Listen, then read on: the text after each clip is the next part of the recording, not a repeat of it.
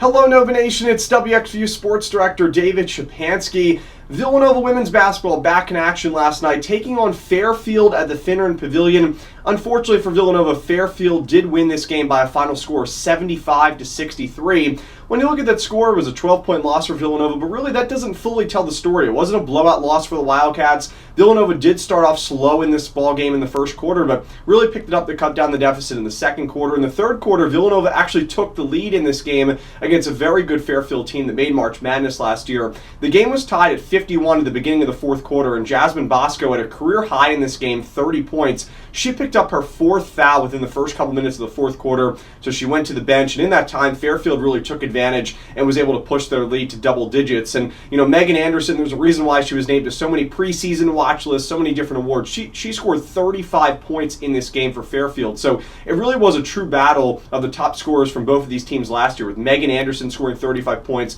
Jasmine Bascoe scoring 30 points. When you look at the other stats for Villanova, Kylie Watson did score double digits for the first time as a Wildcat. She picked up 11 points in this ball game, and Villanova actually was very competitive in terms of the rebounding situation. Fairfield, a really good rebounding team. Villanova did a nice job to kind of keep that fairly equal. Wildcats did have 16 turnovers, and one of the biggest issues for Villanova in this game was that the Wildcats only shot 25% from behind the arc, so that number really had to be higher to defeat this Fairfield team. But all in all, I think Villanova should feel pretty good after this game. Like I said, you know, Fairfield is a really tough team, and yes, you know, it was a 12-point loss for Villanova, but like I said, that score really doesn't tell the whole story of this game. Villanova had a lead late in the third quarter. It was tied at the beginning of the fourth, and unfortunately, Villanova just couldn't come away with the victory at the end. And Villanova, you know, still trying to get more healthy, of course, as the season goes along, and with a lot of new players coming, and take some time to really get everybody on the same page in terms of team chemistry. So Villanova does fall to 1-1. Tough loss for the Cats. Would have been a massive non-conference win, as I said, against a really good Fairfield team that's predicted to win the MAAC again. The next game for the Wildcats will be on Sunday, as Villanova will take on VCU in Canada, with the homecoming for Jasmine Bascoe, and the team will actually practice at Jasmine Bascoe's high school